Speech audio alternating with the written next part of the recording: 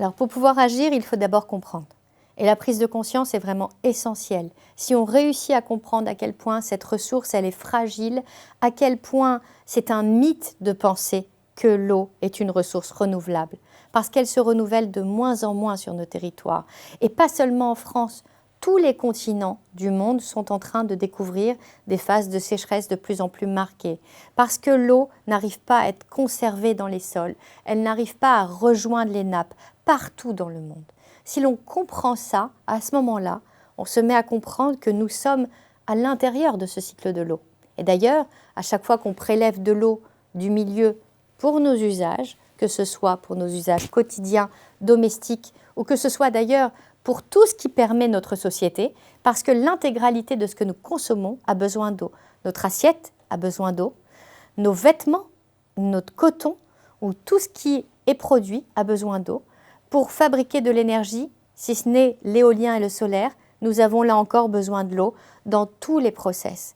Comprendre que l'eau est essentielle et qu'elle diminue, c'est comprendre qu'il va falloir la préserver. Pour pouvoir la préserver, il va falloir jouer intelligemment avec le cycle de l'eau, c'est-à-dire qu'il va falloir lui laisser sa place, une place qu'il a perdue depuis trop longtemps.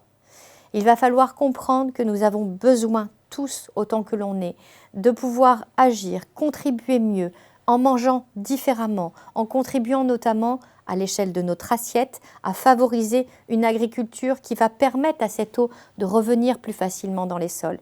Une agriculture qui va être plus régénérative et qui va préserver nos sols.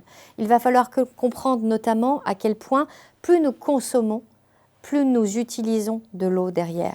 Et donc, en réalité, nous allons devoir, au fur et à mesure du temps, prendre conscience que ces ressources sont finies et face au mythe d'une croissance infinie, eh bien, nous ne pouvons plus continuer de la sorte parce qu'à un moment donné, nous n'y arriverons pas et nous sommes nous-mêmes condamnés par le fait d'être totalement dépendants de la ressource en eau.